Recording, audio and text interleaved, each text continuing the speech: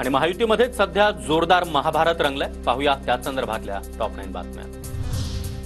मुंबई गोवा महामार्गावरील कुचकामी कामाला रवींद्र चव्हाण जबाबदार। मुख्यमंत्र्यांनी रवींद्र चव्हाण यांचा राजीनामा घ्यावा, शिंदे गटाच्या रामदास कदम यांची मागणी। रामदास कदम अडाणी माणूस, युतीधर्म पाळतोय, सांभाळून बोला नाहीतर तोंड फोडल्याशिवाय राहणार नाही। रवींद्र चव्हाणांचा रामदास कदम यांना इशारा। रामदास कदम 15 वर्ष मंत्री होते तेव्हा काय केलं? मुंबई गोवा राष्ट्रीय महामार्गावरून कदमांनी केलेल्या टीकेला चव्हाण यांचं प्रत्युत्तर। रवींद्र चव्हाण पागल झालेत, सार्वजनिक बांधकाम खातं सांभाळण्याची त्यांची लायकी नाही। चव्हाण यांच्याकडून युती तोडण्याचे प्रयत्न, रामदास कदम यांचं प्रत्युत्तर।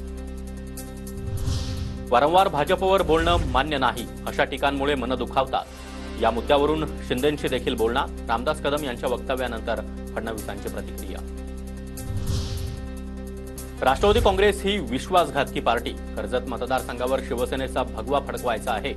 शिवसेनेच्या महेंद्र थोरवे यांची तटकरेंवर टीका, तर थोरवे अदखलपात्र व्यक्ती आहे।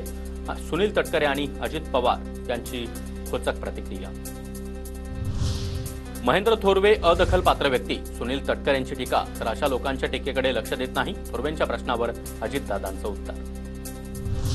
अजित पवारांना दाखवलेल्या काळ्या झेंड्यांबाबत फडणवीसांनी खुलासा करावा, अजित पवार गटाचे आमदार अमोल मिटकरी यांची मागणी।